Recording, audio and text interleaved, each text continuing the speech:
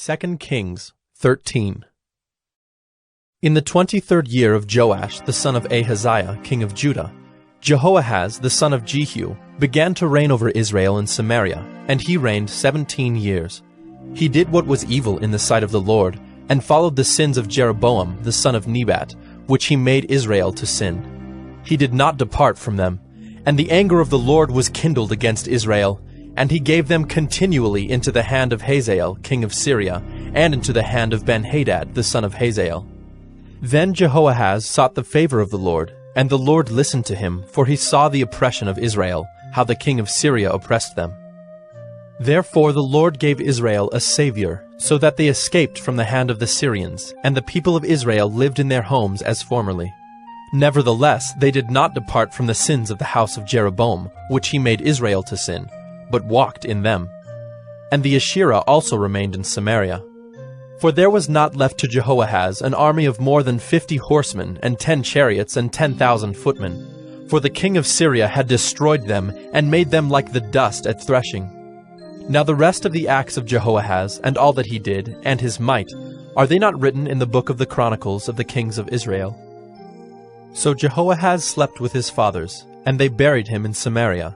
And Joash his son reigned in his place. In the 37th year of Joash, king of Judah, Jehoash the son of Jehoahaz began to reign over Israel and Samaria, and he reigned 16 years. He also did what was evil in the sight of the Lord.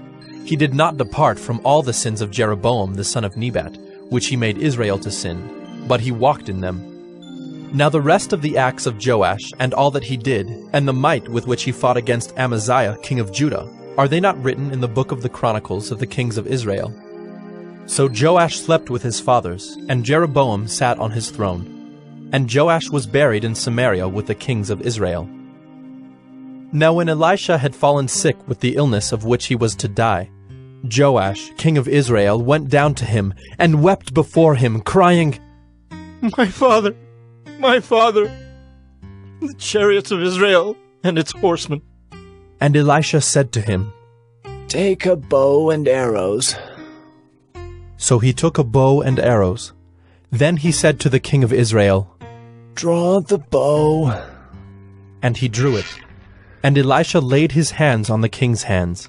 And he said, Open the window eastward. And he opened it. Then Elisha said, Shoot. And he shot. And he said, The Lord's arrow of victory, the arrow of victory over Syria. For you shall fight the Syrians in Aphek, until you have made an end of them. And he said, Take the arrows. And he took them. And he said to the king of Israel, Strike the ground with them. And he struck 3 times and stopped. Then the man of God was angry with him and said, You should have struck 5 or 6 times. Then you would have struck down Syria until you had made an end of it. But now you will strike down Syria only 3 times. So Elisha died, and they buried him.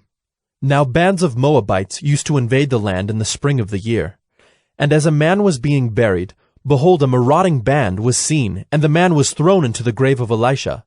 And as soon as the man touched the bones of Elisha, he revived and stood on his feet. Now Hazael, king of Syria, oppressed Israel all the days of Jehoahaz. But the Lord was gracious to them, and had compassion on them, and he turned toward them because of his covenant with Abraham, Isaac, and Jacob, and would not destroy them, nor has he cast them from his presence until now. When Hazael king of Syria died, Ben-Hadad his son became king in his place. Then Jehoash the son of Jehoahaz took again from Ben-Hadad the son of Hazael the cities that he had taken from Jehoahaz his father in war. 3 times Joash defeated him and recovered the cities of Israel.